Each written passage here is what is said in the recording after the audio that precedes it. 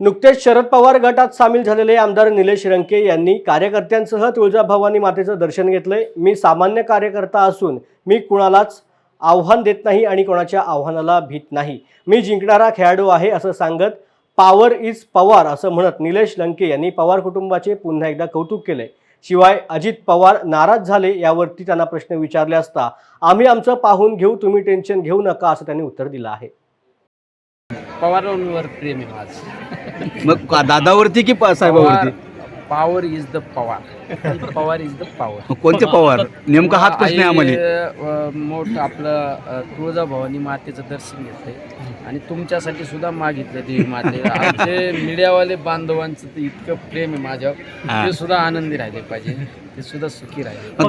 दादा नाराज तयारी आता लोकसभेची लढण्याची जवळपास तयारी झाली, मानसिकता झाली. काय असतं साहेब, कुठली निवडणूक लढवायची म्हणल्यानंतर कार्यकर्त्यांची तुम्ही सांगितलं की कार्यकर्ता घोषणा देत होतो, कार्यकर्त्यांचं मत विचारातच घ्यायचं असतं, कारण ते खिंड लढवणारे कार्यकर्ते असतात। पण त्याबरोबर जनतेचा कौल काय, जनभावना काय ही सगळ्यात महत्त्वाची असते। बऱ्याच वेळा राजकारणामध्ये काही नेते मंडळींच्याकडला एक कार्यकर्त्यांची चौकट तयार झालेली असते आणि ती चौकट नेत्याला फक्त साहेब तुम्हीच, तुमच्याशिवाय कुणीच नाही, आणि निकाल लागल्यानंतर साहेबाचे डोळे उघडतात, साहेब म्हणतो अरे काही खरं नाही, हे जरा होत्याच नव्हतं होऊन गेलं।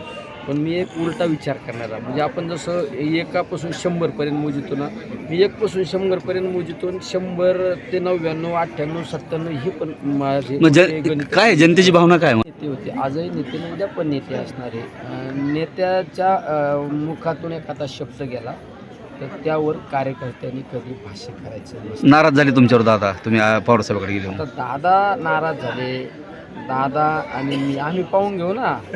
बाकीच्या लोकांनी आमच्या दोघांच्या नात्यात काय वितुष्ट आणायचा काही प्रयत्न करावा नाही, अशी माझी। मी एक राजकारण करीत असताना कोण काय करतं, कोणाची भूमिका काय याकडे कधी लक्ष देत नाही। आपण आपल्या कामाला महत्त्व द्यायचं आणि आपण आपल्या कामाने पुढं जायचं असतं, त्यामुळे दुसऱ्या गोष्टीकडे डायव्हर्ट व्हायचं नाही।